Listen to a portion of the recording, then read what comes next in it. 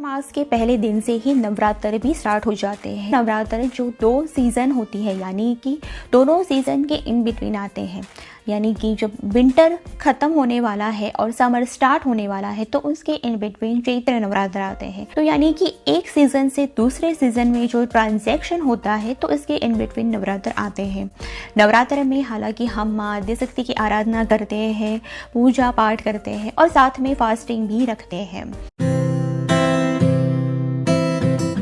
आयुर्वेद में ऐसा बताया गया है कि पूरे जब विंटर में हमने बहुत ही हैवी और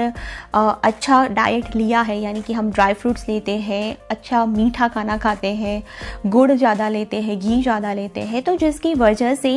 हमारी जो डाइजेस्टिव पावर है, यानी कि जो पाचन शक्ति होती है, वो थोड़ी मंद हो जाती है। जैसे कि एक एग्जाम्पल से मैं आपको समझाती हूँ कि जब हम हवन करने बैठते हैं तो हवन कुंड में पहले हम जोत रखते हैं और उसके ऊपर सारी लकड़ियाँ रखते हैं और उसके बाद पंडित वो जोत अच्छे से सारी लकड़ियों को मिले इस वजह से उसको हवा देता है, ना कि एक्सेस दूसरी लकड़ियाँ उसके ऊपर रखता है। The same thing apply in our body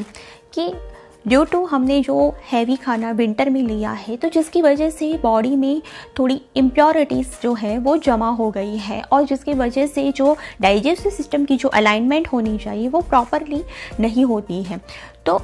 Navratra में जब हम फास्टिंग रखते हैं तो जो बॉडी की जितनी भी इम्प्योरिटीज़ है उसका डिटॉक्स हम करने लगते हैं। तो इस कारण से ही नवरात्र में फास्टिंग रखने के लिए बताते हैं। जैसे